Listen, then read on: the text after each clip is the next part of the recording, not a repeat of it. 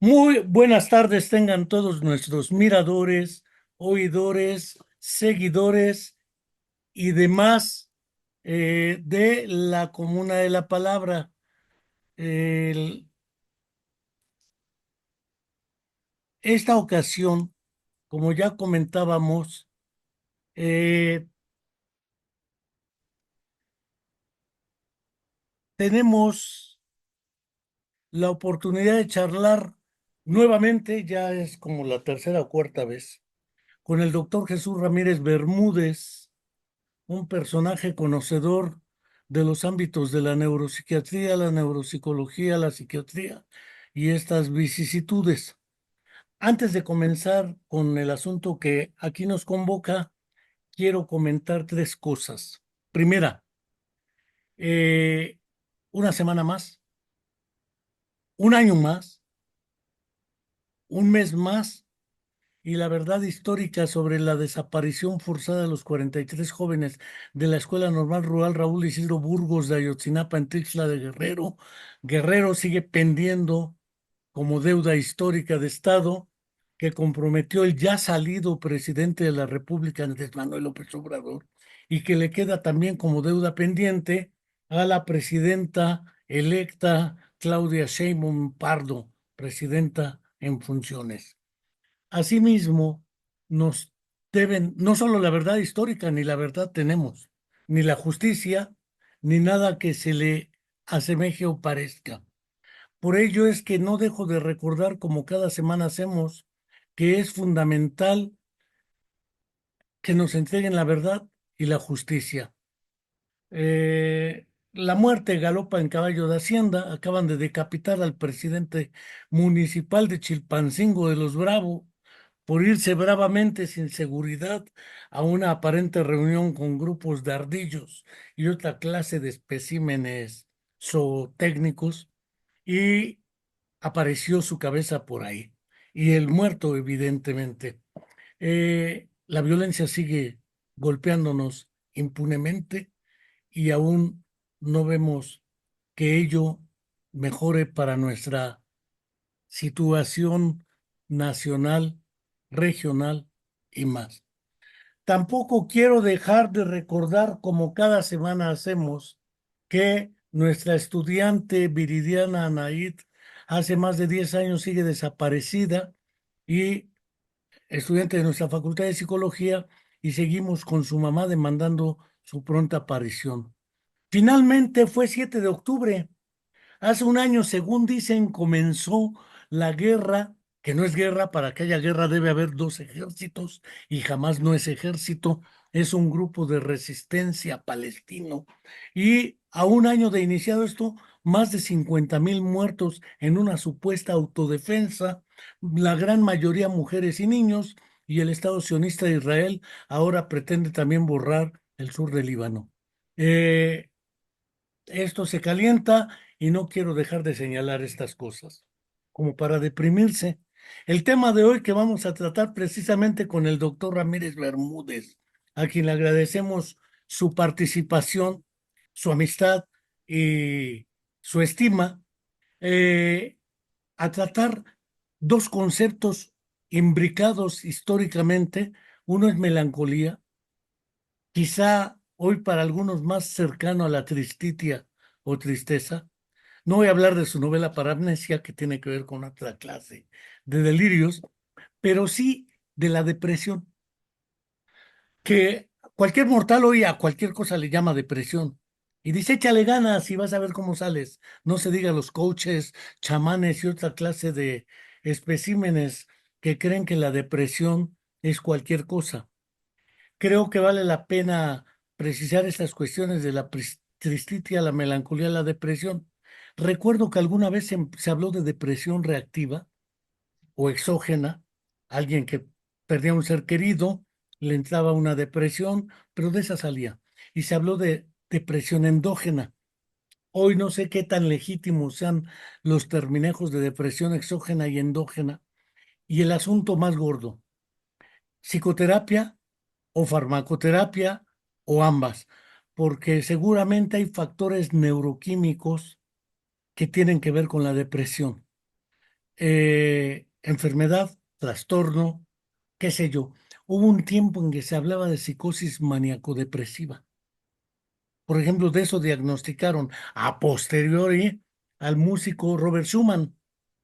Algunos hablaban de psicosis, pero el caso de Robert Schumann, el caso de algunos escritores que el mismo doctor ha tratado directamente, ya hablábamos de José María Arguedas, que en su tercer intento se suicidó exitosamente después de dos actos fallidos, valga el terminejo que utilicé, acto fallido, aunque ese es un terminejo fraudiano. No quiero dejar dos intentos le fallaron al buen José María Arguedas y se echó 17 años en psicoanálisis con una colega chilena que después se volvió su amante. Ah, esos son otras historias de las relaciones paciente-terapeuta, pero ahí la voy a dejar. He aventado muchas piedras, no escondo la mano, le agradezco al doctor Jesús y esperemos que nos comente estas cuestiones históricas que él domina muy bien, culturales, psiquiátricas, psicológicas y neurológicas. Adelante, doctor, y muchas gracias. No, muchas gracias a ti, José Enrique, como siempre, por tenerme aquí eh, en la Comuna de la Palabra, que es un espacio que yo valoro mucho, ¿no? Para la comunicación en el terreno de la psicología inicialmente, ¿no? Que es tu ámbito, y con estas ramificaciones que tiene, en mi caso, hacia la medicina psiquiátrica o hacia las neurociencias clínicas, que es el otro campo que también yo trabajo. Y este amplio terreno intermedio que nos interesa tanto a ti como a mí, y seguramente a muchas personas en tu auditorio, ¿no? Que es todo el campo de la cultura, la historia, la sociedad, tal y como puede ser o no de pronto capturado por por las humanidades, ¿cierto? Entonces, pues yo estoy aquí disponible para que conversemos, José Enrique, más que yo vaya a transmitir en forma unilateral mis conceptos. Más bien me gustaría empezar preguntándote, ¿no? ¿Por dónde quieres que iniciemos? Este tema tiene tantos paisajes que podemos señalar el que tú me digas y empezamos por ahí la conversación. Quizá podamos comenzar por dos terminejos históricamente relacionados. Uno es el de melancolía. Tú tienes un trabajo, la melancolía creativa. Este, Freud en su momento publicó un libro que a mí me llamó la atención el título, Duelo y Melancolía, porque se me acercó en esa época mucho al conceptejo de depresión reactiva. El duelo y la melancolía, o la melancolía y la tristitia en algunos casos de los latinismos y los grieguismos que heredamos lingüísticamente.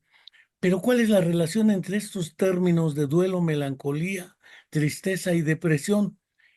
Porque históricamente han saltado de un lado a otro las definiciones y las demarcaciones. Y sin embargo, ahora o se puede hablar de trastorno bipolar en algunos casos o de depresión a secas, pero de alguna manera, ese camino de uno a otro, creo que vale la pena comenzar por ahí. Jesús.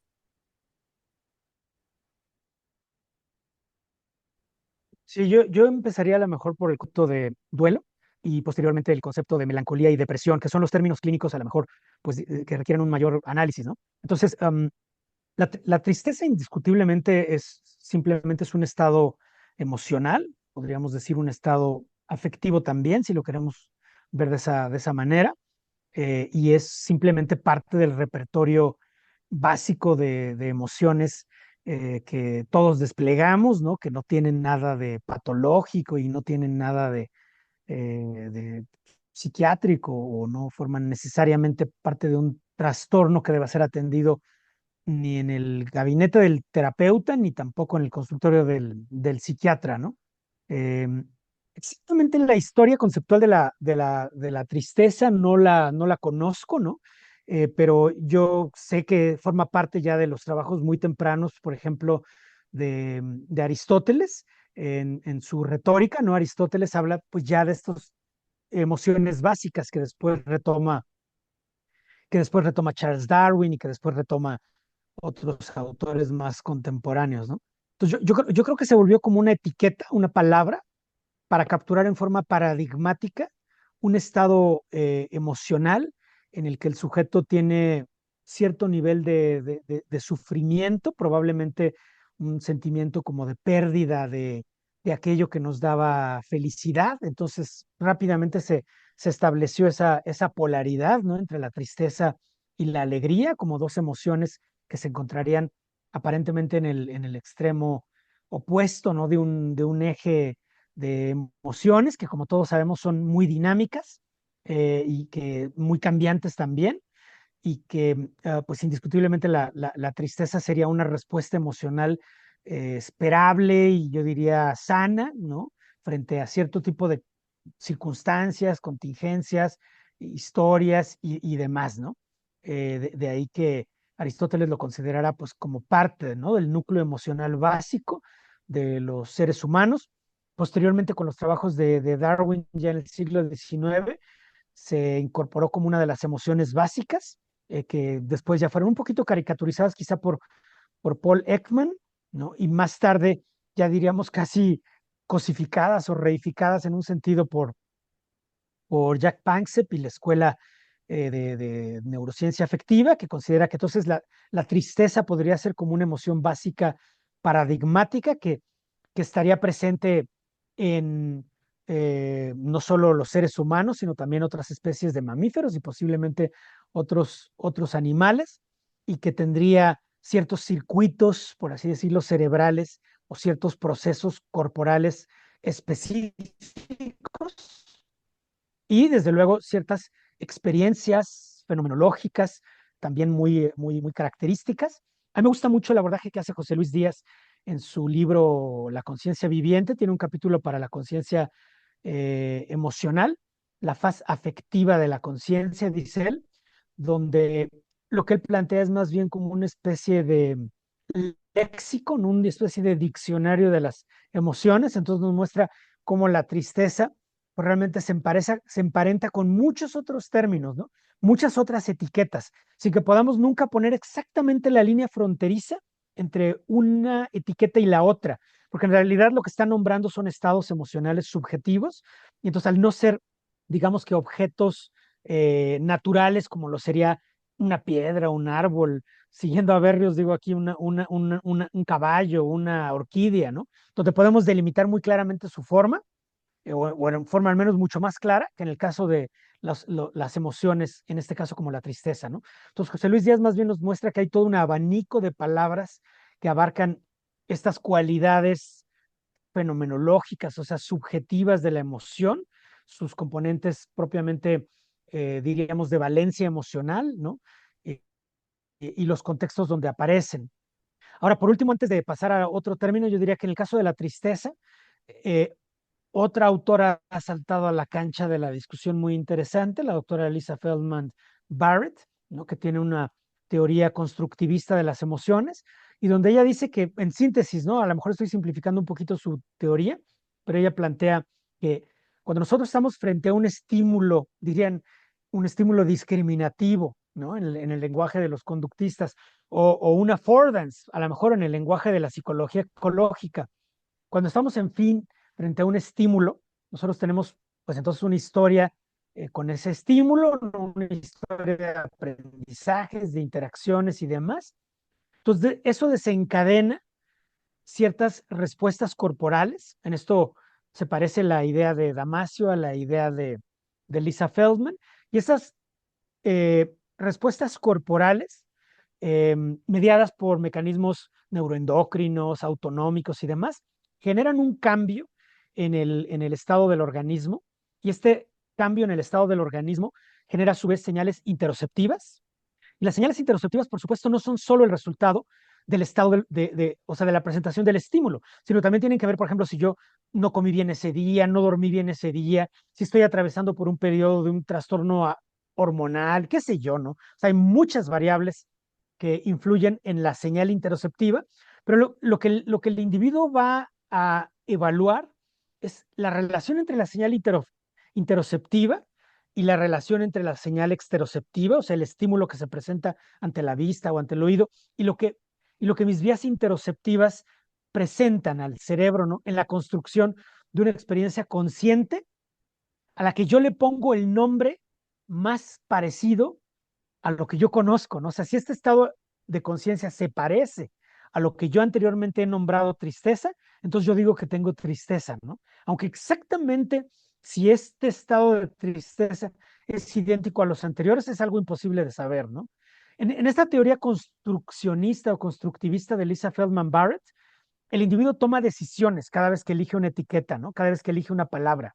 Entonces yo digo tristeza, pero a lo mejor este estado de tristeza tiene un poquito más de enojo o un poquito más de añoranza o un poquito más de nostalgia o un poquito más de qué sé yo, no sé, hay muchas combinaciones posibles, pero el individuo también dependiendo de sus capacidades introspectivas, al final va a tomar una decisión y va a decir, lo que yo estoy sintiendo es tristeza, ¿no? O también esa decisión puede ser influida por los demás, ¿no?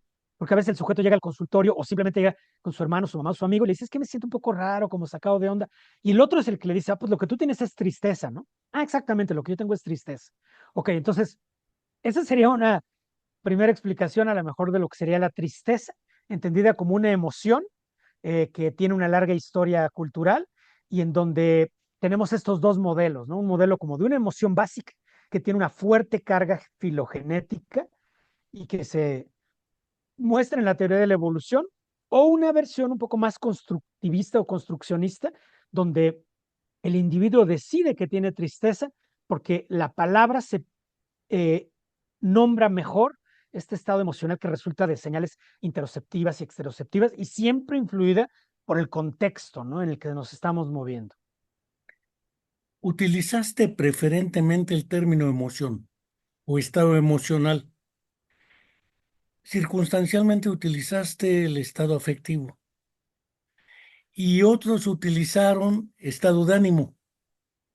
Entre lo anímico, lo afectivo y lo emocional también uno anda a salto de mata como entre diferentes hierbas, pero finalmente, según tu apreciación, serían equivalentes un tanto como carácter y temperamento, que en otro momento también hay temperamentos más melancólicos, más tristes, o caracteres más tristes, más, qué sé yo, pero serían equivalentes los tres términos: estado de ánimo, estado afectivo, aunque el estado afectivo tiene una connotación más cognoscitiva, quizá que el estado emocional y el estado anímico, pero anímico está más vinculado al cuerpo. Recuerdo cuando leí por vez primera La separación de los amantes de Igor Caruso, libro que Un buen libro. ciertamente tú Ujú. conoces perfectamente y en el cual Caruso, que por cierto era ruso, aunque algunos me decían era austriaco, no era ruso, pero se fue a la Asociación Psicoanalítica de Viena y se quedó ahí como presidente. Pero este Igor Caruso, en un intento por vincularlo con la dialéctica marxista, porque era la época que le tocó vivir, utilizó el término estado de ánimo. Se me hace curioso para un psicoanalista. Entre un pie en Marx y otro pie en Freud, como también lo hizo Wilhelm Reich en su momento, o Eric Fromm. Pero quisiera suponer que ambos niveles de análisis pudieran ser considerados equivalentes o equidistantes. Ok, es muy buena pregunta, ¿no? Porque mi posición en esto es la siguiente. Yo no creo que hay un diccionario que sea el correcto, el definitivo, el canónico para todas estas palabras que tienen que ver con la emoción, el afecto, el estado de ánimo y todo lo que sigue con ello, porque en realidad son palabras que heredamos de la cultura popular, no son términos técnicos que surgen en el contexto de la psicología, la psiquiatría o la neurociencia. Por ejemplo, yo te puedo dar una definición técnica a lo mejor de esquizofrenia, ¿no? Porque es un término técnico que formó la psiquiatría. Entonces aquí sí podemos decir que hay conceptos más correctos que los populares. Pero en el caso de la palabra emoción de la cultura popular, entonces tienen una gran polisemia, o sea, tienen muchísimos significados y es difícil hacer una separación estricta. Y yo siento que en este terreno nos encontramos en una torre de Babel en el mundo de la psicología, la neurociencia y la psiquiatría, porque algunos autores pretenden que su definición de emoción o su definición de afecto sea la correcta. Entonces, es una torre de Babel porque si yo utilizo una palabra de la cultura popular, es muy difícil que yo me apropie del significado, ¿no? Yo en ese sentido considero que la psicología científica tiene que formar un lenguaje técnico donde los términos sean más acotados y tengan significados más precisos, ¿no? Es mi opinión, ¿no? Yo creo que eso, por ejemplo, en el campo de la neuropsicología que tú cultivas, es mucho mejor, o sea, la semántica de los términos está mucho más clara. Si yo hablo de afasia de Broca o simultagnosia o amnesia anterógrada, el significado no se presta a tantas confusiones, porque son términos técnicos que surgen de la investigación científica. En cambio, en el caso de emoción, afecto y estado de ánimo no es así. Entonces, una primera decisión puede ser verlos como equivalentes, porque lo que existen nada más son convenciones, pero esas convenciones no se respetan en otros grupos teóricos. Por ejemplo, las convenciones. Lisa Feldman Barrett dice que la emoción es como un estado más transitorio provocado por un estímulo y es un estado, por así decirlo, dinámico, mientras que puedes nombrarlo como tristeza, alegría. Para Lisa Feldman Barrett las emociones son tristeza, alegría, etcétera. También para Jack Panksepp. Sin embargo, por ejemplo, Lisa Feldman dice que el afecto es como una disposición más general a tener simplemente estados de agrado y desagrado, sería el eje de la valencia emocional, o estados de excitación y relajación, que sería el eje de la relevancia. Entonces, para ella, ese eje de la valencia y el eje de la relevancia, ese es como la disposición afectiva de donde surgen las emociones, que serían estados mucho más acotados, breves, suscitados por estímulos. Pero esa terminología o ese uso de la terminología no es el mismo que usa Jack Panksepp o que usa Joseph Ledoux o que usa Antonio Damasio o que utilizaría a lo mejor un psicoanalista o que utilizaría un psicólogo conductista y no es necesariamente la misma terminología que utilizaría un psicólogo de las corrientes cognitivas, conductuales o de tercera generación, ¿no? Entonces, yo considero que aquí tenemos un problema teórico muy importante en la psicología, en la psiquiatría y en la neurociencia. Hay un intento de homologar estos conceptos y definirlos de manera mucho más precisa, que es el proyecto del afectoma humano, le llaman. El proyecto del afectoma humano es un gran trabajo de investigación como de 200 autores. Salió publicado este año y a mí me parece un trabajo estupendo donde tratan de resumir toda la neurociencia afectiva y la psicología de la emoción en un solo documento. Pero bueno, yo soy más bien de la idea de que por lo pronto seamos flexibles y no nos peleemos en una torre de Babel, ¿no? Para decir, no, es que la emoción es esto, no, eso es el afecto, porque en tal caso simplemente le conviene más decir la emoción según Lisa Feldman Barrett, que es lo que yo hago actualmente, ¿no? O sea, si yo voy a usar un término, me refiero a qué campo conceptual estoy, en qué campo conceptual me estoy moviendo y a qué autores estoy citando, ¿de acuerdo? Claro. Entonces, yo los pondría como términos bastante, si no sinónimos, por lo menos donde la semántica se traslapa mucho. Eh, Afecto, emoción y estado de ánimo no los veo necesariamente ahorita como, insisto, no voy a defender una postura de que son bien diferentes porque en realidad hay una gran polisemia y si uno ha leído muchos autores, se da cuenta que los significados se traslapan. Sería indudablemente la tesis de que no son mutuamente excluyentes por el momento, pero prácticamente se refieren a una reacción casi del organismo, ¿sí? Puede entrar el miedo, la ira, entre otras más, por ejemplo, que se han hecho muchos estudios clásicos.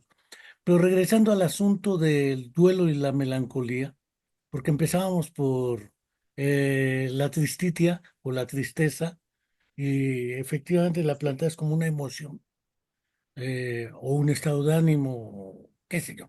Pero el asunto ya Un estado afectivo. Ujú. del duelo, que implica un proceso activo por parte del sujeto para superar un estado anímico, un estado emocional o un estado afectivo o todos juntos ante una circunstancia donde no necesariamente es tampoco patológico, salvo que se eche 3 años en un duelo y nomás no salga, ya implica ver otras variantes sobre el tema.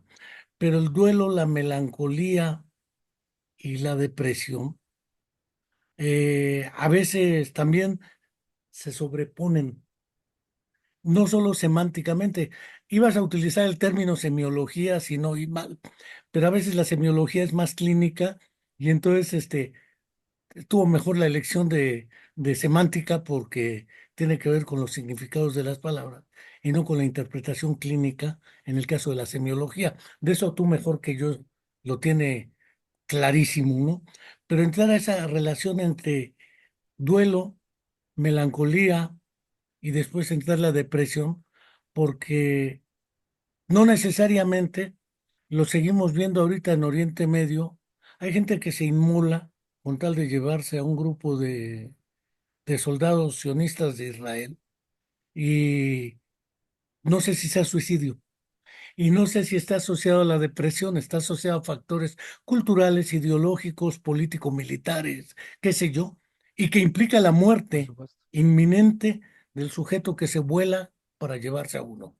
De momento ese lo dejo fuera de ese asunto, pero sí pareciera ser que es bien atractiva la correlación positiva entre depresión y suicidio, aunque no sea necesariamente correlación equivalente a causalidad. Pero lo dejo de momento así para entrar por el lado del duelo y la melancolía y después a depresión. Ok. Vamos para allá. Entonces, yo creo que en un sentido estuvo bien empezar por la tristeza en cuanto a que estamos hablando de una dimensión de lo psicológico que corresponde a la dimensión de los afectos, las emociones o los estados de ánimo. Ya hemos aclarado que vamos a usar por el momento esos términos como parte de una dimensión conductual, fenomenológica y psicofisiológica. Creo que todo estado afectivo, emocional o de ánimo tiene esas dimensiones, ¿no? La dimensión fenomenológica se refiere a los sentimientos y las experiencias subjetivas de aquel que vive un estado emocional. La conducta emocional serían probablemente los patrones motores interactivos, ¿no? O sea, que se presentan frente a los estímulos, ¿no? Los patrones sensoriomotrices, podríamos decir, ¿no? Los que estudió Darwin en los animales, ¿no? Y vemos nosotros patrones motores. Y sabemos que las emociones también tienen una gran psicofisiología, sobre todo mediada por el sistema nervioso autónomo, que nos permite ver, por ejemplo, el tamaño de la pupila, ¿no? La sudoración, la frecuencia cardíaca, la presión arterial, como cambios durante la emoción, ocrinos, ¿no? O sea, la señalización mediada por adrenalina, cortisol, etcétera, todo eso sería parte del estado. Entonces, sobre la base de esa gran psicología de la emoción, psicofisiología de la emoción, psicopatología de la emoción, del afecto, de los estados de ánimo, aparecen ahora sí ya problemas clínicos, ¿no? Porque hemos aclarado que la tristeza no es un problema clínico, es parte del repertorio normal de las respuestas humanas frente a circunstancias del entorno, quizás circunstancias adversas o de pérdidas. Y con el duelo y la melancolía ya entramos al terreno clínico. Tú mencionabas el texto de Sigmund Freud de 1917, hermoso ensayo, la verdad, e incluso se lo recomiendo incluso a los críticos de De Freud, que son Freud, muchos y que también tienen muy buenos argumentos, pero no dudo que el ensayo como tal es un ensayo no solo muy bien escrito, sino que tiene algunas observaciones muy penetrantes, ¿no? Básicamente, Freud separa el duelo de la melancolía, ¿no? Y sitúa la melancolía como un fenómeno más psicopatológico en la medida en la que el individuo experimenta un estado de ira o frustración que dirige contra sí mismo, ¿no? Eso es muy diferente a lo que ocurre en el duelo, según Freud, donde lo que predomina es la pérdida, ¿no? Es la pérdida, pero En el caso del duelo sano, por así decirlo, el individuo tiene un sufrimiento intenso por la pérdida, pero no siente una reducción en el valor de sí mismo. Mientras que en el caso de la melancolía, para Freud, ocurre esa pérdida del valor de sí mismo. O sea, el individuo siente que no vale nada porque ha perdido su objeto de amor, ¿no? Y la formulación freudiana esto puede incluso desencadenar estas respuestas de ira dirigidas hacia sí mismo, donde el individuo experimenta, dice, una profunda desazón, una pérdida del anhelo de vivir, dice, un anhelo, una pérdida de la capacidad de amar, también lo estoy citando, y incluso dice una expectativa delirante de castigo, porque en la melancolía, tal y como se entendía en tiempos de Freud, en el siglo XIX, era un trastorno mental severo, ¿no? Donde había delirios, era lo que distinguía la melancolía. Entonces, voy a terminar un poquito con el duelo para ya entrar a la melancolía. Yo diría que el duelo entonces es una situación humana todavía que es parte del repertorio humano, digamos, de la psicología cotidiana, ¿no? Donde todos hemos tenido pérdidas más o menos fuertes, donde podemos tener un dolor muy intenso. Siempre implica, o sea, lo que define el duelo es la pérdida, ¿no? La pérdida, en este caso, de un ser pareja, pero puede ser nuestro hijo, nuestro demás, o puede ser también la pérdida de, por ejemplo, yo sigo en duelo porque perdí un libro de Oliver Sacks que compré en Porque Washington, perdí que una me lo firmó pierna Oliver o Sacks. porque me quedé ciego o porque Claro, cualquiera de claro, esas cosas. exactamente. En fin, entonces hay una pérdida y hay un estado de sufrimiento, y el estado de sufrimiento puede desencadenar muchas respuestas conductuales, estados fenomenológicos, estados psicofisiológicos, y puede tener una semiología bastante parecida a la depresión, pero típicamente sin estos componentes, ¿no? Que implican la minusvalía, los sentimientos de culpa tan profundos que llevan al individuo a actos autodestructivos. Cuando eso ya está presente, o bien los delirios y las alucinaciones, entonces pues ya muchos clínicos hablarían de duelos complicados, ¿no? Y eso ya está en la antesala de la depresión. Yo sería mucho más crítico de las nociones de que hay una fecha de caducidad del duelo, ¿no? O sea, que al mes o a los 2 meses o a los A nueve los seis meses ya es meses, qué sé normal. yo. Eso evidentemente pues está formateado culturalmente o por la idiosincrasia del individuo, ¿no? Y no creo que es un criterio para hablar de psicopatología. Sin embargo, las conductas autodestructivas, los delirios o las alucinaciones, pues podrían por lo menos ya darnos la idea de que ese individuo tiene un duelo complicado, si no se quiere usar el término depresión, y que probablemente requiere una intervención. Ahora, el fenómeno del duelo, creo yo que pues ha sido estudiado sobre todo por la psicología clínica, no tanto por la psiquiatría, aunque ya hay en el DSM-5 una categoría para el duelo patológico, ¿no? Esta categoría ha recibido muchas críticas. Yo también diría de duelo como trastorno mental. Sin embargo, puede ser útil tener una categoría de duelo como un problema que requiere atención clínica, no como un trastorno, pues simplemente para los fines que es para lo que sirve el DSM en Estados Unidos, ¿no? Que es nada más para los fines de las aseguradoras, ¿no? Que paguen la Que paguen atención, el ¿no? seguro. Son artefactos como de un modelo capitalista, ¿no? Que se meten a la psicopatología. Me acuerdo de un ensayo precioso, un cuento precioso de Tolstoy, no nada más como para dar una contraparte que no sea psicopatológica.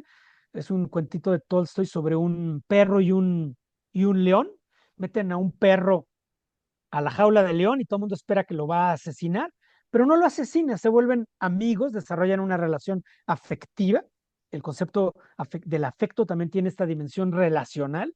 Entonces se desarrolla una relación de afecto, de compañía mutua, y cuando el perro muere, el león entra en un estado de duelo, ¿no? Aquí estoy antropomorfizando, o sea, Tolstoy está antropomorfizando un poco la relación, pero es que hay toda suerte de observaciones etológicas de estas conductas, ¿no?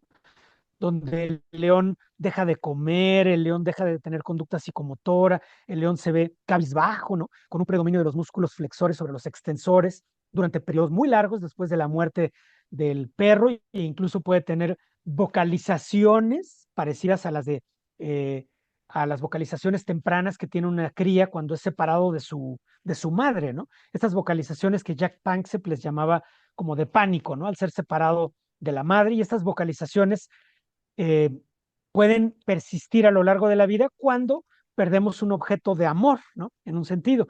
Entonces, me gusta el cuento de Tolstoy porque plantea primero una visión en otras especies que también tienen comportamientos afectivos, ¿no?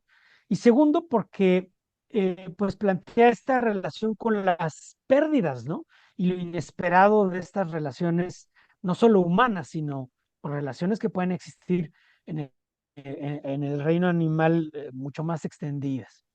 Pero ahora vamos al terreno de la melancolía, si te parece, José Enrique. Adelante, adelante, porque además ya de lo que es la historia de los síntomas de los trastornos mentales, se echa muy buena Ujú. narrativa a propósito de la relación entre melancolía y depresión, porque finalmente expresaste un término que para Freud es crucial en la psicopatología autodestructiva, el sentimiento de culpa. Aunque después el derecho jaló el concepto de culpa al equivalente al de es usted responsable de ese acto, que no es lo mismo al sentimiento de culpa autodestructivo que te lleva al autocastigo y otras cosas que Freud muy puntualmente precisa en Duelo y Melancolía, por ejemplo, o en otros trabajos dedicados a la psicopatología de la vida cotidiana, por ejemplo. Pero dejemos a un lado ahorita ese aspecto fenomenológico de lo que es la culpa y el sentimiento de indefensión o de desesperanza aprendida, algunos le llamaron, Julius Kuhl, Seligman, qué sé yo. Pero esta idea lleva, porque en la depresión hay alteraciones del pensamiento, de la memoria, del sueño, eh, básicamente del estado de ánimo en general, lo que es la energía vital, atención, memoria, qué sé yo, que no necesariamente fueron descritos en el concepto de melancolía. La melancolía que oscila entre los polos de la tristitia y la depresión, pero no lo sé. Ahí dejo la provocación, aviento la piedra, no escondo la mano. Y adelante, doctor. ¿No? Y es que volvemos al punto. Son términos que, en este caso, tanto la melancolía como la depresión, sí son términos técnicos que surgen en el campo de la medicina y después de la medicina psiquiátrica o de la medicina de los alienistas. Entonces, sí son términos técnicos, pero fueron tan exitosos, por así decirlo, que entraron al amplio mundo de la cultura popular y ahí fueron resignificados de mil formas y luego se reincorporan a la medicina y a la psiquiatría y demás, pero los propios psiquiatras, ¿no? Por ejemplo, un psiquiatra del siglo XX eh, ya no necesariamente tiene la noción técnica inicial, sino que también puede ser una noción técnica ya manoseada por la cultura popular, que agrega sus propios conceptos, que pueden venir de la literatura, del cine, del teatro, de las telenovelas o de donde sea, ¿no? Entonces, empezamos por el principio, y como bien dices, voy a seguir un guión de Germán Berrios en su libro la historia de los síntomas mentales. Curiosamente, en Inglaterra era la historia de los síntomas mentales y al traducirlo al español le llamaron la historia de los síntomas de los trastornos mentales, ¿no? Que es Cosa que a mí según mi nunca me opinión, es una gustó barbaridad, porque pero creo que bueno, era más, sí decía una que según mi barbaridad y yo no opinión sé es cómo una Berrios barbaridad de la permitió, traducción, siendo él un pero hombre tan, voy a decir, aunque me escuche, sí, aunque me escuche Germán Berrios y me regañe, pues un hombre tan enojón, que sí lo es, entonces no sé cómo lo permitió, pero bueno, supongo que los editores de pronto meten la mano, ¿no? Y no te no te preguntan como autor. Bueno, pero en todo caso, entonces sabemos que la melancolía es un término que surge en el Corpus Hippocraticum, aparece muchas veces en el Corpus Hippocraticum, todo parece decir que escrito por Hipócrates, pero pudiera haber sido por sus alumnos. Y la tristeza aparece, la melancolía aparece ahí como enfermedad de la bilis negra, ¿sí? Los críticos, el propio Berrios dice que es muy probable que la melancolía de Hipócrates, hay una tesis que dice que era la malaria, ¿no? Y que la bilis negra tenía que ver con síntomas de la malaria, así como la anergia, la falta de energía, el sufrimiento subjetivo, todo, podría haber sido malaria. Es imposible saberlo, ¿no? Esa es como una versión crítica que yo menciono porque no sabemos, pudiera ser cierta, ¿no? Y yo no quiero aquí caricaturizar la historia diciendo, es que la depresión ya había sido descrita por Hipócrates, nada más que le llamaba melancolía. No, tampoco, ¿no? O sea, sí hay una continuidad y también hay discontinuidad entre la melancolía y la depresión. Vamos a analizarlo. Hipócrates habla de la melancolía como enfermedad de la bilis negra, le da claramente esa etiología y nombra muchos Una síntomas. idea humoral. El paciente pierde la razón, el paciente deja de dormir, el paciente experimenta tristeza e ira o deja de comer. Son palabras que utiliza Hipócrates o que están en el corpus Hipócrates. La medicina de Galeno, francamente, ya habla de la melancolía un poco más como un trastorno afectivo o un trastorno, ya no malaria, sino ya claramente un trastorno que podía ocurrir en respuesta a vivencias, a pasiones extremas, para usar la terminología que después llegó a ser tan popular, ¿no? A pasiones extremas, historias de vida y demás. Podía ocurrir el fenómeno de la melancolía con ese núcleo sintomático, o sea, perder la razón, tener delirios, experimentar tristeza, ira, pérdida del sueño, pérdida de apetito. Y luego esto, como sabemos, pasa a la medicina islámica, ¿no? A la medicina islámica de Ibn Sina, o sea, de Avicena, si le queremos llamar Avicena, está bien, y de Averroes, ¿no? Que tienen textos magníficos. De hecho, para mi modo de ver, Avicena desarrolla mucho más el concepto semiológico de la melancolía, ¿no? Tomándolo, desde luego, de los textos hipocráticos y de los textos de Aristóteles, que también habla de la melancolía en su famoso problema 30, ¿no? Relacionándolo con la creatividad. Entonces, Avicena, Berroes lo llevan, lo hacen que sobreviva el concepto y en la Alta Edad Media y en la Baja Edad Media y en el Renacimiento el concepto sobrevivía, pero estaba muy reificado como una enfermedad de la bilis negra, ¿no? Y la enfermedad de la bilis negra tendría ese núcleo sintomático, se va modificando poco a poco. Recordemos que la noción esencial es el delirio, o sea, que el paciente haya perdido la razón. Y así llega finalmente todavía con esa idea. Y él finalmente entra a la modernidad con Philippe Pinel. En su Tratado de la Alienación Mental aparece claramente el concepto de melancolía. No aparece todavía la depresión, pero sí aparece la melancolía con esta noción, ¿no? Un trastorno donde hay delirios pasionales, ¿no? Uno o dos delirios nada más, y donde puede haber estos otros síntomas, pero la tristeza no era un concepto Un núcleo. predominante, sino, exacto, no era el núcleo sintomático, ¿no? Por esa razón, Esquirol, ¿no? Alumno de Pinel, desarrolla un concepto alterno que es la lipemanía. Este sí estaba centrado en la tristeza. Y entonces, la melancolía y la lipemanía se van como asimilando y ya a mediados del siglo XX, claramente aparece el concepto de depresión. Primero acompañando a la depresión, a la depresión respiratoria y a la depresión cardiovascular, y entonces la depresión psicomotora, ¿no?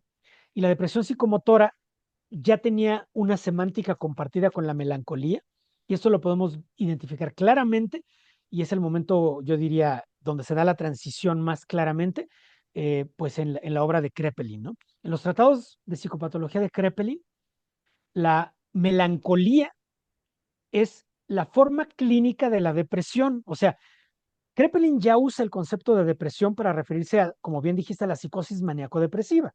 Entonces, en su texto él habla de estados maníacos, estados de hipomanía, estados mixtos y estados depresivos. Y cuando define los estados depresivos, habla de la melancolía simple, la melancolía gravis, la melancolía confusional y otras formas de melancolía. Entonces, la melancolía es la forma clínica de los estados depresivos. Por lo tanto, ahí sí hay una sinonimia. O sea, la depresión y la melancolía son lo mismo. Y, y sí persistió, yo diría que la segunda mitad del siglo XX, la depresión fue subiendo como término clínico y la melancolía fue decreciendo. Y si analizamos ya la situación en el siglo XX, por ejemplo, Freud todavía está usando melancolía en ese sentido de la melancolía del siglo XIX, ¿no? Eh, pero la melancolía empieza a convertirse en un término que, si hay análisis informáticos que nos permiten ver quiénes estaban citando el término. Entonces, la depresión estaba siendo un término usado por médicos, mientras que la melancolía estaba siendo usada por escritores, dramaturgos, historiadores, Y em, psicoanalistas. psicoanalistas, aunque recordemos que Julia Kristeva no tiene su famoso libro sobre la depresión y la melancolía, ¿no? Ahí los reúne los dos términos y Julia Kristeva todavía los considera como parte de un mismo espectro. Ahora, yo diría que la melancolía prácticamente egresó de la medicina, no se fue dejada de usar en la medicina por este uso popular tan extremo, pero persiste en la forma de depresión melancólica, porque todavía hay un término que es la depresión melancólica, ¿verdad? Ahora, por último, para cerrar el capítulo de la melancolía y antes de que hablemos de depresión, si uno lee los textos de melancolía del siglo XIX, son horrorizantes, ¿no? O sea, porque son Anatomía historias de la de. melancolía, por ejemplo. Bueno, la anatomía de la melancolía de Richard Burton es un texto, pues como de esa transición entre el Renacimiento y la modernidad Y la temprana, ¿no? modernidad. Donde justamente se refiere a todo lo anterior, ¿no? De hecho, él es como si hubiera hecho una pequeña enciclopedia de todos los usos que tenía la palabra en su momento y todavía es la teoría humoral, pero, por ejemplo, Philip Pinel ya no utiliza la teoría humoral, que eso es muy interesante, ¿no? La teoría humoral prácticamente perdió su prestigio con Él el auge de rompe. la medicina anatomopatológica, ¿no? Pero entonces Philip Pinel no tenía una etiología para la melancolía y él sí dice claramente que son pasiones, pasiones extremas, ¿no? O sea que él está anticipando un modelo psicodinámico donde la psicología de las pasiones hace que la persona llegue a un estado de melancolía.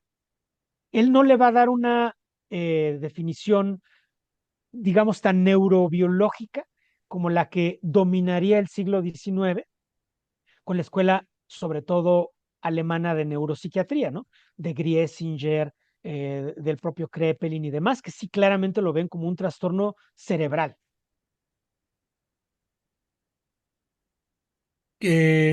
Has hecho un bosquejo histórico, casi como la anatomía de la melancolía, pero actualizada al siglo XXI. Eh, Hay una colega, esto va a ir para más adelante, después de que toquemos el asunto ya directo de la depresión. Carla Gómez, que está viendo la charla, y ella pregunta algo que Buñuel sí leyó en ese oscuro fruto del deseo y la pérdida amorosa de la cual habla Caruso. Y naturalmente ella ya se adentra en la cuestión de la psicoterapia. Uno puede recuperar o replantear o resignificar, valgan los terminejos, el objeto del deseo o amoroso, solo con la psicoterapia, porque en la depresión también tendríamos que ver la cuestión neuroquímica. De otra manera, si la alternativa es la psicoterapia, la psiquiatría no tendría nada que hacer, supongo.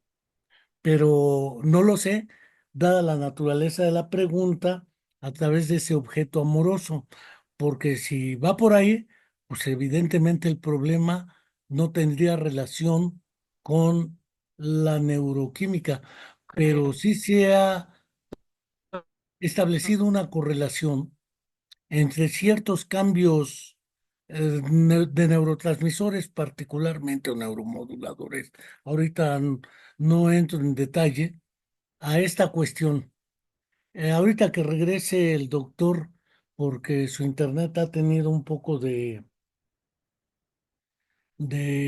fallas, pero ahorita que regrese vemos este asunto de las cuestiones psicoterapéuticas y las cuestiones farmacoterapéuticas en tratándose del asunto de la depresión. Nada, demos tiempo a que vuelva a reconectarse porque el lugar donde está físicamente, en el Instituto Nacional de Neurología y Neurocirugía, presenta a veces algunos fallos de red y tiene que estarse moviendo el doctor para buscar el lugar más cómodo. Mientras tanto, sí quiero agradecerle a los que nos están siguiendo o a quienes nos están siguiendo en esta charla y reiterar la invitación a que inviten a suscribirse a nuestro canal de YouTube, La Comuna de la Palabra, que es sin fines de lucro, para poder seguir produciendo y difundiendo esta serie de charlas, conferencias, monólogos, conversatorios, etcétera, sobre diversos temas relacionados con esto y otras cuestiones. Espero tantito a que el doctor pueda reconectarse y vemos. Mientras tanto, si hay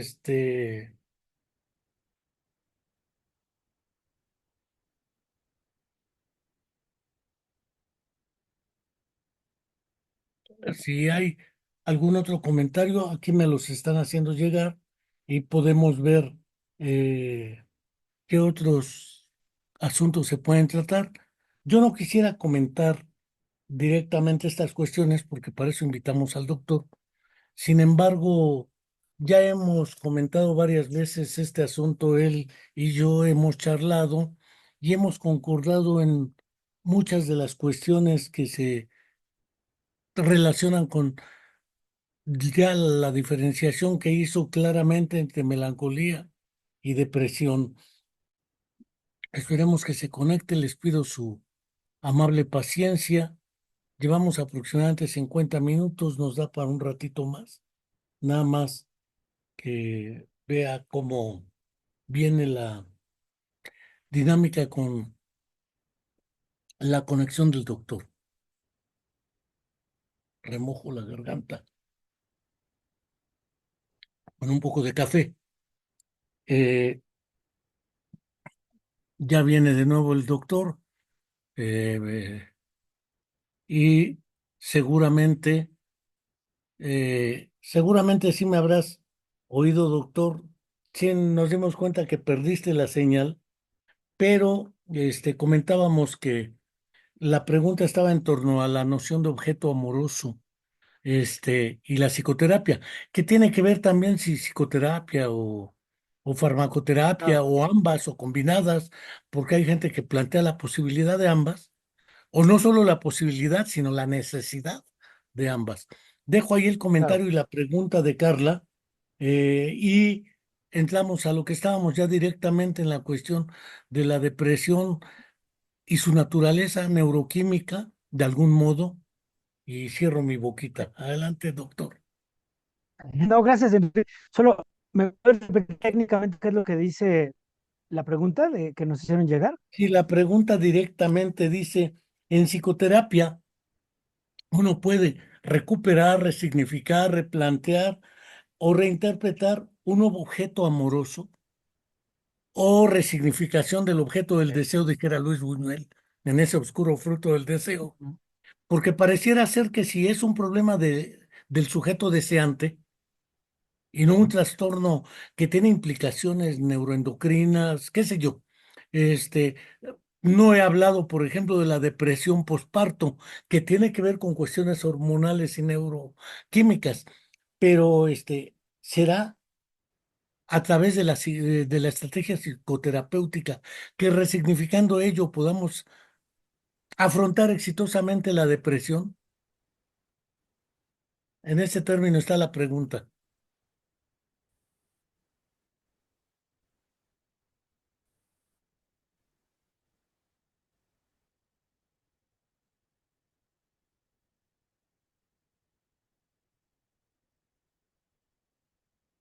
Esperemos que esta red se... Sí se escuchó la pregunta, ¿verdad? Esperemos tantito, pero creo que sí, ya la escuchó. Nada más es cuestión de que vuelva a entrar el doctor. Nos está fallando la tecnología en su lugar y mientras un poquito de paciencia, tenemos un buen espacio como para hacer esta reflexión y tratar de ir cerrando nuestro análisis sobre melancolía, depresión, duelo y suicidio. que es el último punto que nos interesa tocar. Por lo pronto, aquí estamos esperando pacientemente la propia dinámica del doctor y le entramos.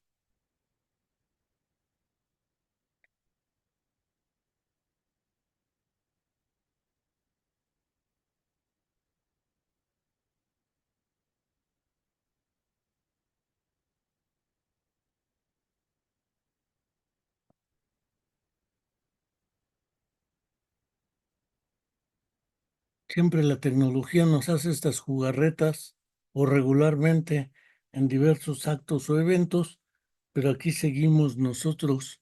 Después editaremos para quienes quieran verlo posteriormente. De todas maneras, queda guardado en el canal de YouTube, en los programas en vivo, y nosotros hacemos una edición y lo subimos como vídeo y como podcast, tanto en Spotify como en nuestro canal de YouTube de la Comuna de la Palabra, para poder plantear el- la cuestión relativa. eh, sí, comenta el doctor que perdió la señal, pero parece que tiene muy mala señal. A veces pasa eso en el hospital de neurología, pero le comento que aquí pacientemente estamos. Ya va a entrar de nuevo.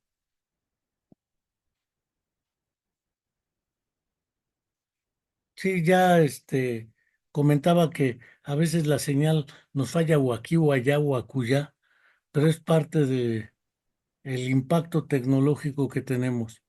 Entonces ya había replanteado la naturaleza de la pregunta y vemos. ¿Me Si escuchas? ¿Me puedes ver? perfectamente te escucho y ahí te ves. Ok. Ya te cambiaste de lugar mejor.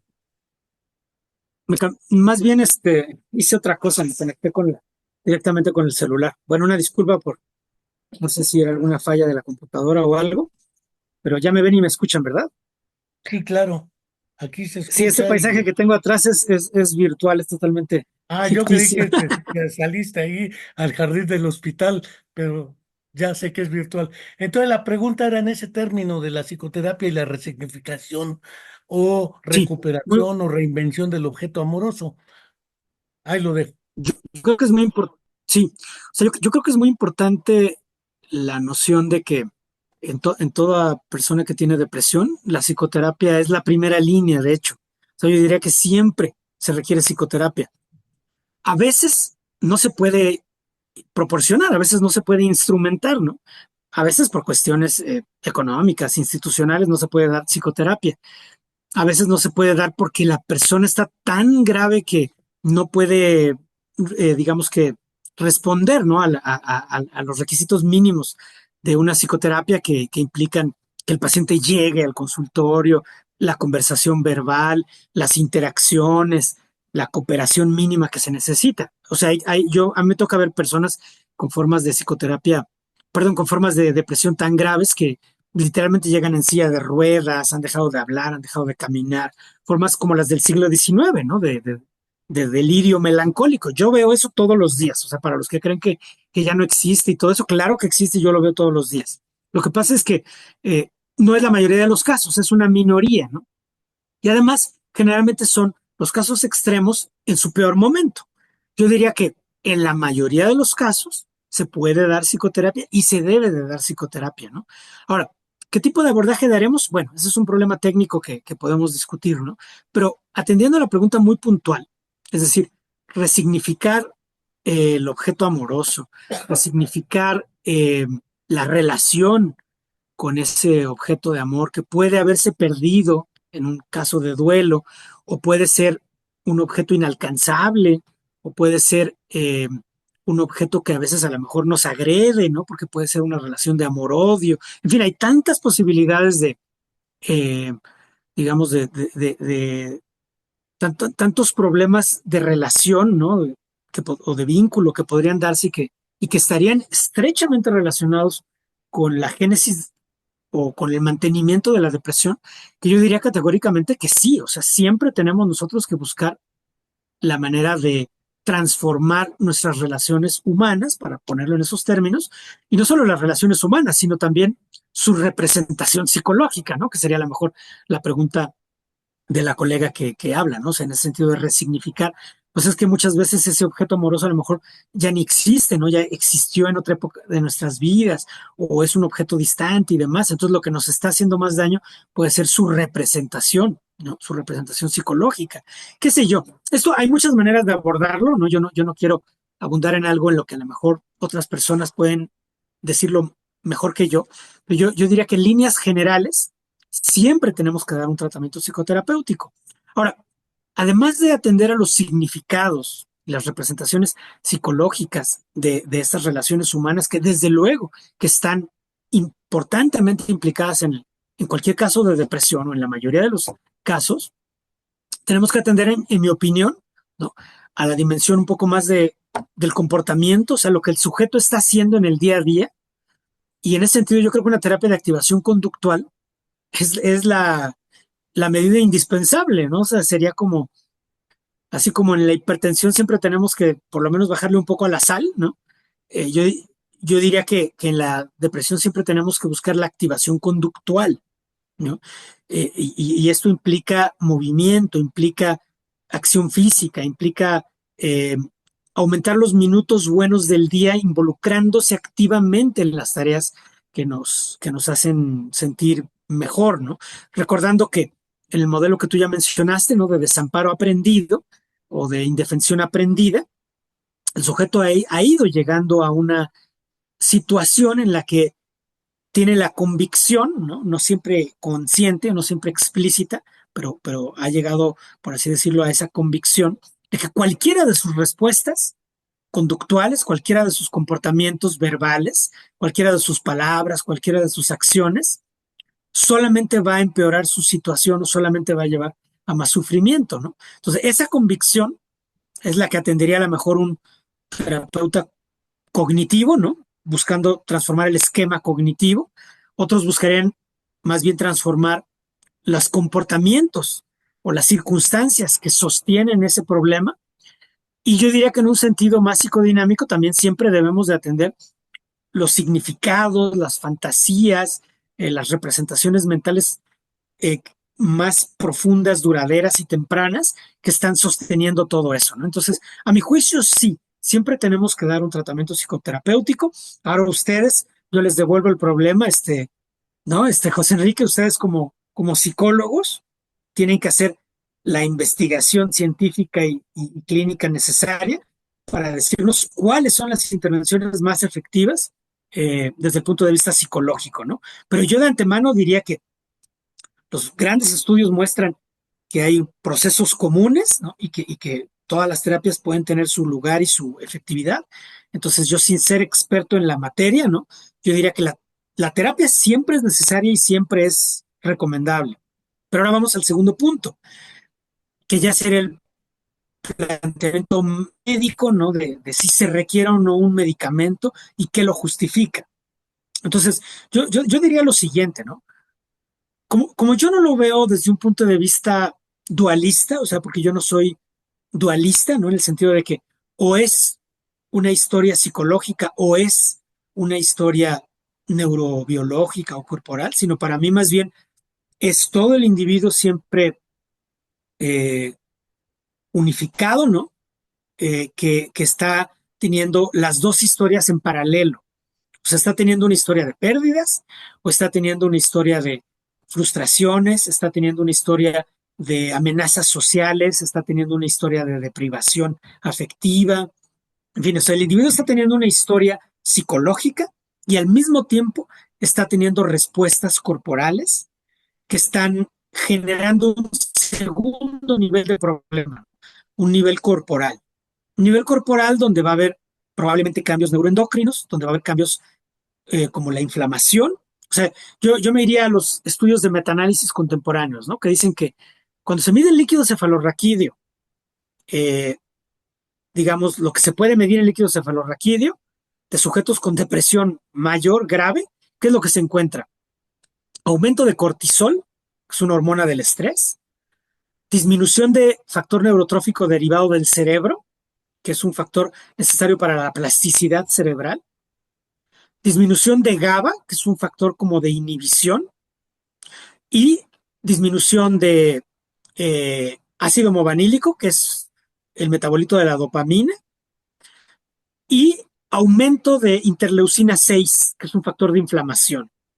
Pues lo que parece estar ocurriendo es que probablemente como una respuesta al estrés crónico aleatorio, por un lado tenemos este fenotipo como de depresión tipo indefensión aprendida o desamparo aprendido, que es lo que nosotros vemos en el terreno conductual. A nivel fenomenológico, pues tendríamos todas estas vivencias y fantasías que podría describirnos un psicoterapeuta con más precisión y que tienen que ver probablemente con esa historia de pérdida de la esperanza, sentimientos de culpa desproporcionados, a veces francamente delirios nihilistas, estas tendencias autodestructivas. En el nivel psicofisiológico estaríamos viendo, para mí es importante, pérdida del sueño, pérdida del apetito, ¿no? Porque esos dos factores, la pérdida del sueño y el rechazo de los alimentos, es lo que va a perpetuar la depresión ya como un problema psiquiátrico. Entonces, por ejemplo, yo atiendo farmacológicamente a personas donde ya se cruzó esa línea. Si el sujeto todavía tiene cierta funcionalidad social, cierta interacción y está más o menos durmiendo bien o responde a medidas puramente conductuales, yo ahí lo dejo, ¿sí? Sin fármacos. Pero si el sujeto ya no duerme bien y ya no está comiendo y está teniendo experiencias de dolor crónico, está teniendo una disfunción cognitiva significativa, que está haciendo que repruebe los exámenes o tenga ausentismo laboral, está a punto de perder el trabajo o ya lo perdió, o está a punto de perder la pareja o ya la perdió.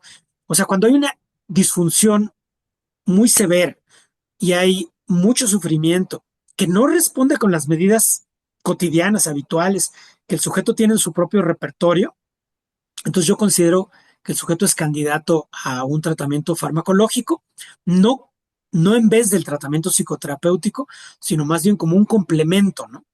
Un complemento que pues puede ayudar a que el individuo tenga un recurso, un recurso que va a modificar transitoriamente el funcionamiento bioquímico cerebral y le va a dar al individuo, eh, por ejemplo, un poquito más de energía, una mejor regulación del sueño, más apetito, ¿no? Y entonces eso echa a andar, si usamos, por ejemplo, una terapia de activación conductual al mismo tiempo, pues echa a andar un poquito al individuo otra vez, ¿no? Hacia una conducta dirigida a metas. Pero, por ejemplo, ahí una terapia cognitiva puede ser importante, ¿no? Para reconfigurar los patrones de pensamiento. Y una terapia psicodinámica, en mi opinión, sería muy importante para reconfigurar esa relación con los otros, ¿no? Y la relación con uno mismo, que llevó al individuo a ese estado, ¿no? O sea, que lo llevó a ese estado de crisis depresiva severa, donde a veces el sujeto ya no se para de la cama, deja de comer, ha perdido el trabajo y bueno, si nos descuidamos el sujeto se muere, ¿no? ¿Por qué se muere el sujeto? A veces por suicidio realmente, ¿no? El riesgo suicida aumenta entre 10 y 30 veces en un estado depresivo mayor, o a veces por dejar de comer y entonces el sujeto empieza a tener comorbilidades físicas, ¿no? O sea, si iba a tener hipertensión, pues ya desarrolla la hipertensión, si iba a tener diabetes, pues ya desarrolla la diabetes, si tenía inflamación con dolor y demás, pues ya tiene fibromialgia o migraña o a veces otras cosas más graves. Entonces, se empieza a formar una cascada de eventos, ¿no? Dinámica, donde al principio a lo mejor solo era la respuesta al estrés, ¿no? Solo era la historia psicológica, pero ahora ya es una historia médica y psicológica donde no es solo el problema fenomenológico o conductual, sino ya ahora ya también hay un componente médico agregado, ¿no? Por eso la depresión está presente en muchas enfermedades médicas, a veces como consecuencia de las enfermedades médicas, pero a veces antecede a las enfermedades médicas, ¿no? Entonces se da un círculo vicioso o una cadena de retroalimentación y yo siento que tenemos que romper el círculo vicioso y para romper el círculo vicioso a veces es suficiente la psicoterapia, pero a veces es necesario un medicamento, ¿no? Eh, yo reservo los medicamentos, o sea, sabemos que la tasa de éxito de los medicamentos es más o menos comparado con placebo, según los últimos metaanálisis como el de Mark Stone del British Medical Journal, que estaba incluso escrito por algunos de los críticos de los medicamentos antidepresivos. O sea, tuvo todos los controles de calidad de ese metaanálisis, incluyó estudios que habían sido ocultados por la industria, que es un grave crimen que hizo la industria farmacéutica al ocultar estudios donde no había tanta eficacia. Entonces, la eficacia real de los antidepresivos es mucho menor de lo que quisiéramos los psiquiatras, pero es mucho mayor que el placebo. La diferencia más o menos es un 15% de sujetos que tienen una respuesta que se le llama una respuesta grande. Porque una crítica a los antidepresivos es que en promedio mejoran el tamaño de efecto es pequeño, pero hay un 15% de sujetos que tienen una respuesta grande. Y esos son los sujetos que dan testimonios donde dicen es que a mí sí me ayudó muchísimo, es que yo sí cambió mi vida, ¿no? Es por ese porcentaje de sujetos que tienen una respuesta grande, ¿no? Ahora, hay que seleccionar bien los casos, ¿no? Entonces, en mi opinión, yo casi siempre trato sujetos que o bien tienen formas ya muy graves de depresión o bien no han respondido a la psicoterapia, ¿no? O sea, a mí me mandan, muchos psicoterapeutas me mandan sus pacientes, entonces yo digo, bueno, la psicoterapia ya se intentó y necesitamos algo más, ¿no? Porque yo sé que me lo mandan buenos terapeutas. Y en otros casos es porque la psicoterapia ni siquiera se puede implementar por tan grave que está el paciente o porque es tan grave su sufrimiento que ya necesita ese manejo, ¿no? Entonces yo diría que tenemos que situarnos lejos de los fanáticos de medicarlo todo, pero también de los fanáticos que piensan que la farmacoterapia siempre es nociva, siempre es tóxica, siempre es fraudulenta, ¿no? Yo me sitúo lejos de esos dos extremos, francamente, ¿no? Doctor, el último asunto que nos parece trascendente, porque lo que estás planteando es, no quiero utilizar el término ecléctico porque el eclecticismo es casi sin principios. ¿Cómo decides qué es lo mejor de cada opción? Eso está muy complicado, pero sí un modelo interactivo entre psicoterapia y farmacoterapia. Otros incluso acuden en casos aparentemente intratables a ambos, como es el electroshock, para pronto. No nos vamos a meter ahorita ahí a la cuestión pero la relación entre depresión y suicidio y lo que es el homicidio autoinfligido, nada más que como el muerto ya está muerto, pues ya no hay homicida. Este, Ujú. en los casos de la inmolación, el seppuku, el harakiri, hay casos documentados, Yukio Mishima, por ejemplo. Sí. En estas circunstancias, porque acaba de pasar recientemente el día de la concienciación sobre la depresión y el suicidio, pero que exista una alta correlación o media correlación entre depresión y suicidio no significa causalidad.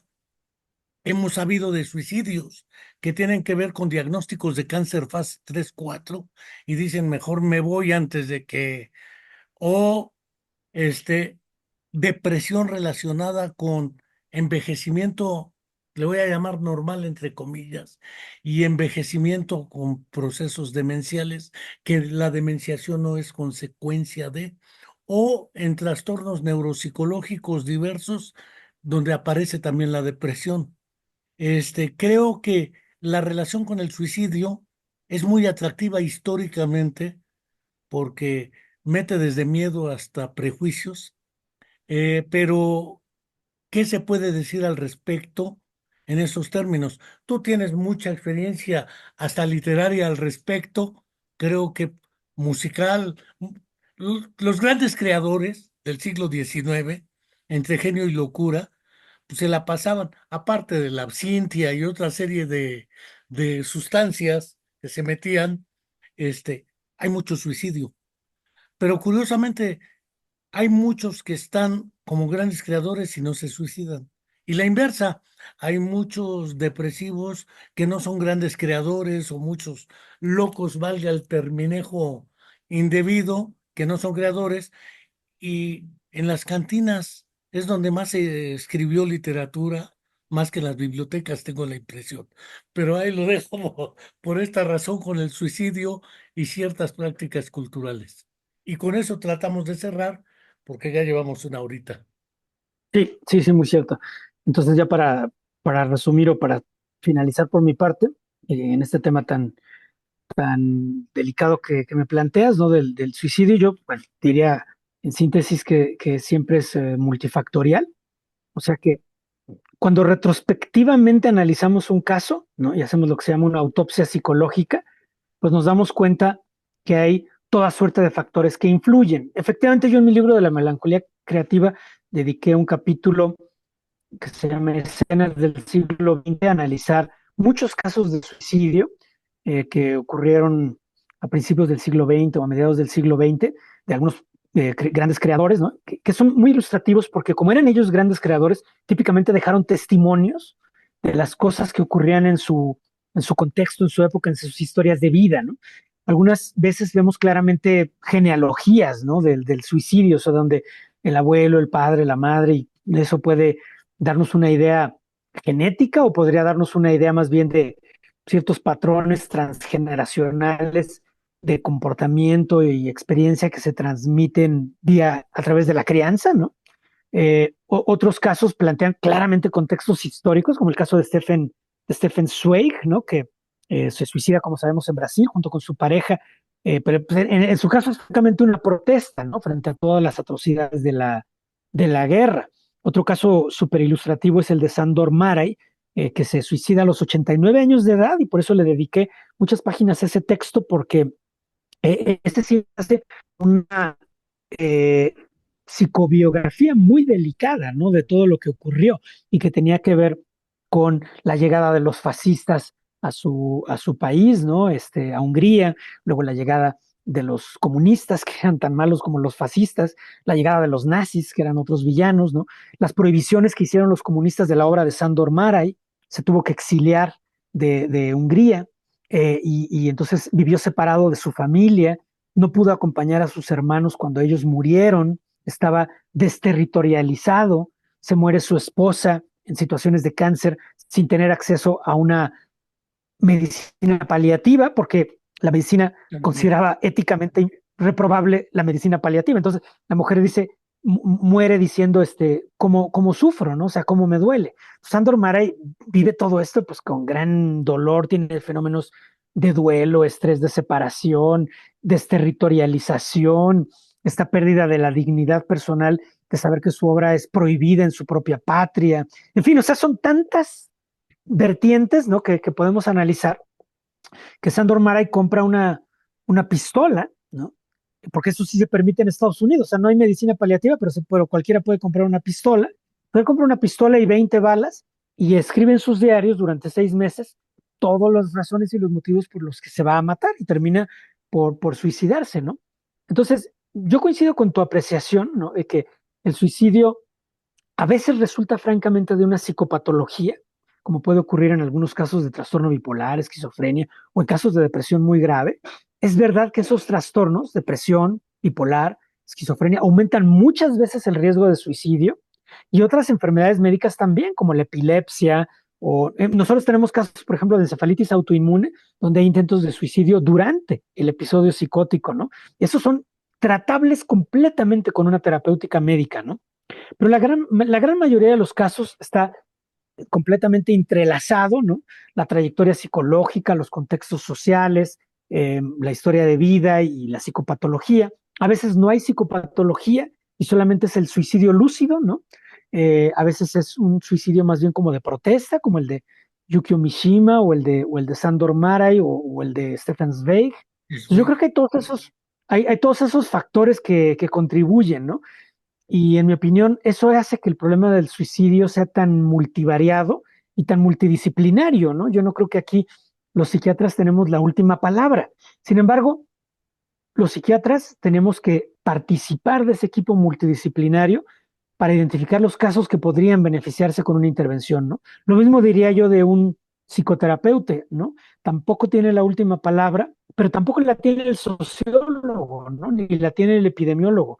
Es realmente un espacio multidisciplinario en el que todos tenemos que aportar lo que podemos para darle un poquito de esperanza, ¿no? Eso es otra cosa muy interesante en casos de suicidio, que muchos, cuando el suicidio falla, eh, ya no lo intentan inmediatamente después. Entonces, siento que nosotros tenemos una gran oportunidad para que todo caso de suicidio, en mi opinión, es como un signo, ¿no? Un símbolo que nos permite explorar todas las ramificaciones de vida del sujeto, su historia y su contexto, ¿no? Donde siempre tenemos que buscar los factores de riesgo modificables, ¿no? A veces es el alcohol, a veces es la violencia, a veces es el contexto, y esto puede modificarse con la acción coordinada de instituciones, profesionales, y bueno, yo creo que aquí, gente como tú, como yo, pues cumplimos un pequeño papel al analizar todo esto para devolverle a la sociedad un conocimiento un poquito más válido y menos reduccionista de todo esto, ¿no? Recuerdo cuando leí a Bruno Bettelheim y cuando leí a Víctor Frankl o al mismo Franco Basaglia, los tres Ujú. son sobrevivientes de campos de concentración. Y los tres acuden a la noción de sentido, más Víctor Frankl en la Sí. logoterapia. Pero lo que me pareció más curioso es que finalmente el que se suicida de los tres es Bruno Bettelheim. Y él no se había suicidado en Dachau. Y él mismo decía que había tres clases de motivos que ayudaban a la gente a no suicidarse. Uno era los que eran comunistas, así enfrentaban al fascismo. Los que eran religiosos era una prueba de Dios que tenían que pasar. Esa idea de la noción de sentido que trata mucho Frankl tiene que ver con la psicoterapia, indudablemente. Bruno Betten se acaba suicidando, cáncer también, este, pero lo curioso es el caso que me parece más simbólico en las protestas, el de Stefan Zweig y su jovencísima esposa. Ellos creyeron más él que iba a ganar el nazismo la guerra y dijeron eso no estamos dispuestos a verlo. No calcularon que el ejército rojo iba a liberar Auschwitz y se iba a ganar, porque fue el ejército rojo, que les pese a muchos, pero sí va que les pese, fue el ejército rojo, con todas sus barbaridades que hicieron, el Gulag y otros, porque entrar a Alemania también les implicó cobrarse todas las que les hicieron con los 20 millones de muertos que tuvieron. Pero en el fondo esta idea de protesta o de un objetivo que trasciende al acto mismo, la inmolación, fedayines, etcétera, kamikazes japoneses en la Segunda Guerra Mundial, implica efectivamente, como señalas, mucha cautela y mucha honestidad profesional para decir, yo no tengo la verdad, pero puedo contribuir un poco con otros grupos. Hasta los curas han contribuido en esto, no, no se puede matar porque Dios no se la va a perdonar. Y hay gente que aguanta hasta que se muere sin darse cuello porque está cumpliendo un compromiso religioso. Y creo que en la guerra, en el amor y en la psicoterapia, casi todo vale. Pero ahí la dejo. No sé si quieras comentar algo para cerrar, doctor. Pues Y no, solo, bueno, sí quisiera yo cerrar con, a lo mejor, coincidiendo con tus apreciaciones sobre la necesidad de tener los profesionales, ¿no? Esta noción de sentido de vida. Yo no encuentro un concepto mejor, ¿no? Para referirnos a la articulación armoniosa de los valores, los proyectos y la aceptación también de los contextos, las pérdidas, de todo aquello que no podemos cambiar y al mismo tiempo la noción de proyecto y lucha para transformar lo que podemos transformar. Yo creo que la noción de vida, de sentido de vida es muy importante. Yo incluso hemos reportado algunos casos de intento de suicidio que yo los he reportado más bien como suicidio por pérdida de sentido de vida, no necesariamente depresión, porque no es lo mismo tampoco, ¿no? Eh, y yo creo que en esa gran tarea de construir el sentido de vida, bueno, hay una trayectoria individual, por supuesto, ¿no? Personal, pero también es una dimensión cultural, interpersonal y social, ¿no? Donde donde vamos haciendo un poco todos, ¿no? Que valga más la pena de estar vivos o no, dependiendo de qué tan tolerantes somos con la violencia sistemática, qué tan tolerantes somos con, por ejemplo, la violencia de género, ¿no? O ahora las atrocidades que tú ya mencionabas, ¿no? En Medio Oriente y que en forma repetida se dan. Entonces creo que, o el desastre ecológico, ¿no? El calentamiento global, todo eso va dando como un horizonte, ¿no? De esperanza y de sentido de vida que va formando un poco el clima emocional de una época, ¿no? El espíritu de la época, como se le llama. Y yo creo que en esa parte contribuimos un poco todo, ¿no? Las sociedades, las instituciones, también la cultura tiene un papel inesperado en eso, ¿no? O sea, algunas veces, qué sé yo, un músico, un poeta, un actor puede hacer más por transformar el espíritu de su época, ¿no? Que muchas instituciones. Entonces no subestimemos el valor de la cultura y las artes. Y bueno, yo termino con eso y con una petición para ti, de que en otra ocasión dialoguemos aquí en tu espacio y en otro espacio que yo y otras personas estamos desarrollando, porque yo creo que muchos de los problemas que hemos discutido, para discutirlos formalmente, requerimos problematizar la necesidad de teorías integradoras en la psicología, la neurociencia, la psiquiatría, ¿no? Tú hablabas del problema del eclecticismo, ¿no? Y yo no me considero a mí ecléctico, pero sí busco teorías integradoras. Y sin embargo, no está muy claro cómo deberían ser esas teorías integradoras, ¿no? Porque nuestros campos son campos de batalla teóricos, ¿no? Entre cognitivistas contra conductistas, contra neurobiólogos, contra psicoanalistas, contra psiquiatras, contra fenomenólogos y demás, ¿no? Entonces, ¿cómo poner a dialogar y encontrar los principios comunes o los valores que sí podemos todos respetar o las intervenciones que sí creemos que todos que funcionan? Es un reto a todos los niveles, ¿eh? Yo diría que incluso es la necesidad de crear una teoría integradora de los procesos psicológicos, ¿no? Donde que requiere un análisis científico. Entonces te invito a que lo hagamos en otra ocasión, porque de ahí podemos derivar por qué creemos que un paciente necesita un medicamento, y al mismo tiempo una terapia, y atender a su sentido de vida, y al mismo tiempo hacer ejercicio, ¿no? ¿Por qué? ¿Dónde está la teoría integradora que nos permite entender todo eso en forma unificada? Esa es la piedra angular que nos falta. A veces, decía Mauricio Montiel, a veces el suicidio es salvífico, porque Ujú. yo creo que se necesita más valor para darse crán que para seguir sufriendo o viviendo ciertas circunstancias. Entonces, decía Mauricio Montiel en El perro rabioso, a veces la única salida que queda es esa porque lo que sufres es mayor que eso. Pero ahí lo dejo de momento.